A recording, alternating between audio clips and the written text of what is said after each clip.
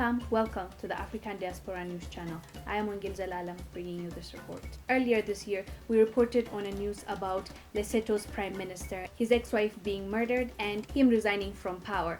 And at that point, we were talking about how there was speculation that his current wife, assassinated or paid someone to go murder his ex-wife. People were assuming that the current wife was jealous of his ex-wife, maybe that's why, or people that oppose him did that to the ex-wife. There were lots of speculation. The ex-wife of incoming Lesotho Prime Minister Tubebuddy was shot dead late on Wednesday, 2 days before her ex-husband's inauguration, raising fears of another wave of political violence in the Southern African Mountain Kingdom. Police spokesperson Clifford Molefe said Lipolelo Thabane was traveling home with a friend when both women were shot by an unknown assailant in the town of Masana, just outside the capital, Maseru. Lipolelo died on the scene while her friend was taken to a nearby hospital.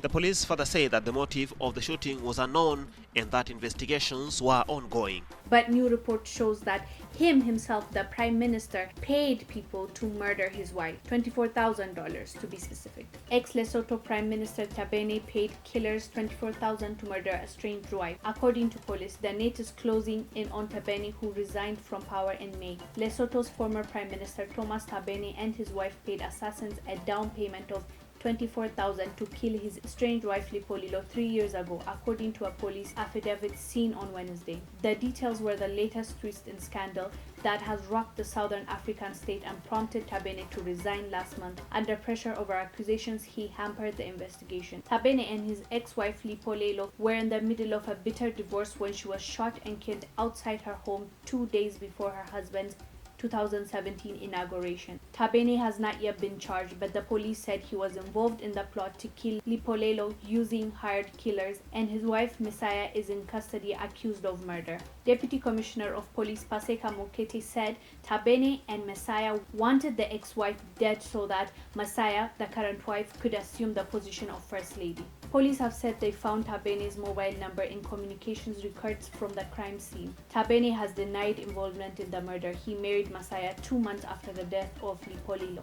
It's a suspicious coincidence that the Prime Minister and his ex-wife were fighting about the divorce and she was not settling for him, and all of a sudden, before his inauguration, just at the right time, she dies, she gets killed, she gets gunned down in front of her home, and he gets married just after 2 months with his new wife, and then now he's a prime minister and she's the first lady.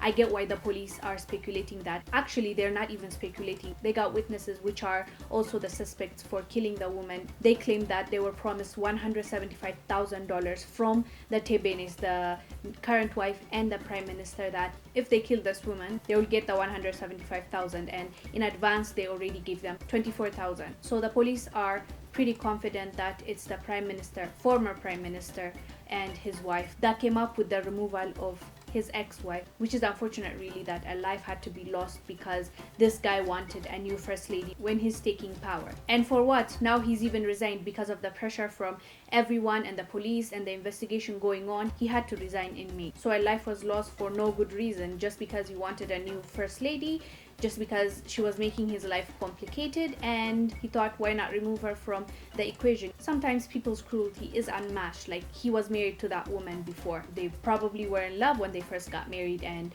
started a family. But all of a sudden, when he's moving on to the next one, he had to end that one, literally end the life of his ex-wife, so that he just lives a better future. And this should not go unpunished. I am actually really amazed how the police are handling it, because they were not bought. They could have easily been bought by him, because clearly this guy has money, and the amount he was going to pay the killers was $100-something thousand.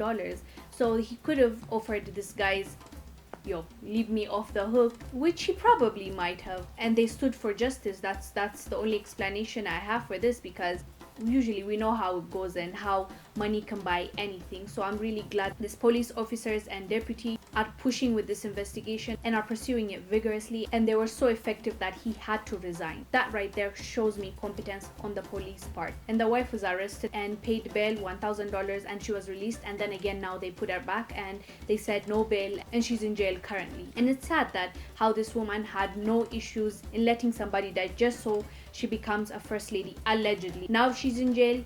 he's resigned. She probably loved his power and what he can provide for her, and probably why she was okay in the signing off of somebody's death. And I don't know how she didn't sit down and think, if this guy can do this to his ex-wife, I can become his ex-wife tomorrow after a year, and that would be me. So the same lady that was conspiring to get somebody else killed could easily be her. I don't know how she was okay with the murder of an ex-wife, because clearly this guy had no problem in ending a life just because that would be convenient to him. For another woman to let that happen is really sad, but she only hurt herself. Now she's arrested. She probably would be a free woman if she didn't do what she did. They should both be held accountable. We will keep you updated on how this will progress and if justice is going to be served. So that's it for today. Thank you guys for watching. As always, do let us know down below in the comment section what your thoughts are about this story. I will see you on the next one. Bye.